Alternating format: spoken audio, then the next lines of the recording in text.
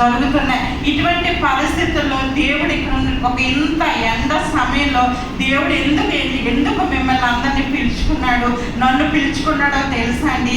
ఈ లోకాన్ని క్షేమంగా ఉంచాలంటే మీ వల్ల నా వల్ల అవుతారు తప్ప అన్యుల వల్ల అవ్వదు. ఒకటి, అన్యుల్లో భయంకరమైన విగ్రహారాధన ఉంది. విగ్రహారాధన బట్టి దేవుడు గాయపడిన దానికంటే దేవుని బిడ్డలు అనుకున్న స్థితిలో లేరనేటువంటి గాయము, బాధ దేవునికి ఎక్కువగా ఉన్నది. అందుకని ఇక్కడ ఏమని రాబడిందంటే, నా పేరు పెట్టబడిన నా చేతిలో అంటున్నారు. అన్యుల గురించి మాట్లాడలేదు కానీ తన గురించి మాట్లాడతారు. అంటే ఏంటి? నా పేరు అంటే యాక్చువల్గా పేరు అనేటువంటి మాటకు ఏంటంటే మీనింగ్, పేరుకి ఉద్దేశం, రిప్రజెంటేషన్. ఎవరైనా ఒకరు వచ్చారనుకోండి, మీరు ఏ కంపెనీ నుంచి వచ్చారమ్మని అంటే మేము కాల్గేట్ నుంచి వచ్చామండి, లేదంటే మేము ఇంకొక కంపెనీ నుండి వచ్చాం, పలానా ఏసీ కంపెనీ నుండి వచ్చాం, లేదంటే పలానా లిప్స్టిక్ కంపెనీ నుండి వచ్చాం. దేనికి మీరు అంబాసిడర్గా వచ్చారు, దేనికి రిప్రజెంటేటివ్ అంటే దానికి ఒక పేరు అనేది పెట్టబడుతుంది. ఈ సమయంలో కూడా నా పేరు పెట్టబడిన నా జనులని దేవుడు చెప్తున్నాడు. హల్లెలూయా. ఎవరితోని మాట్లాడలేదండి, నా పేరు అనేటువంటి ఆయన పేరు పెడుతూ ఉన్నారన్నమాట. ఒకసారి పేరు అనేటువంటి దానికి ఏంటో ఒకసారి ఆలోచించినప్పుడు, పేరులో ఏముంటుందో తెలుసా? అధికారం ఉంటుంది, రెండవదిగా స్వభావం ఉంటుంది, గౌరవం ఉంటుంది.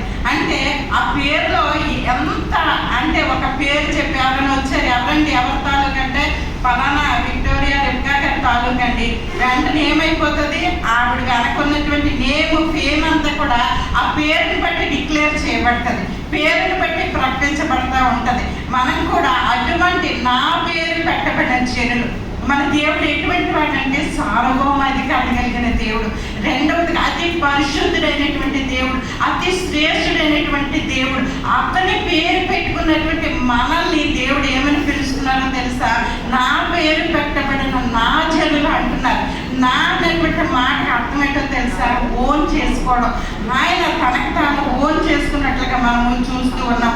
చూస్తే ఇంచుమించు చాలా రకాల నిబంధనలు ఉన్నాయి, కోవెనెంట్స్ ఉన్నాయి. కానీ ఇక్కడ చూసినప్పుడు కొన్ని జస్ట్ అవుట్లైన్గా నేను చెప్పి మెయిన్ థీమ్లో నేను వెళ్తాను. అయితే ఇక్కడ చూసినప్పుడు దేవుడు ఆ యొక్క నిబంధన అంటే ఏంటో తెలుసా అండి? పవిత్రమైన ఒప్పందం అంట. దేవుడు అంటే ఇప్పుడు మామూలుగా గమనించినప్పుడు ఒక స్థలం కొనాలంటే ముందు మనం ఏం చేసుకుంటాం? అగ్రిమెంట్ చేసుకుంటూ ఉంటాం కదా.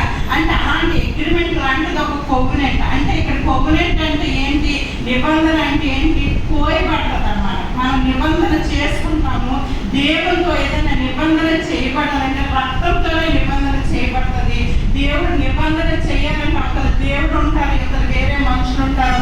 ఇద్దరికి మధ్యన ఒక గొర్రె పిల్ల కానీ లేదంటే ఏదైనా ఒకటి సంహరించబడే రక్తంతో ఒక నిబంధన చేస్తారు, దానిని నిబంధన అంటారు. అయితే దేవుడు చేసిన ఏ నిబంధనలోనైనా సరే కోవెనెంట్ అనేది కోయబడుతుంది అన్నమాట. నిబంధన కోయబడుతుంది, చేయబడడం కాదు. అయితే ఇక్కడ గమనించినప్పుడు దేవుడు నోవాహు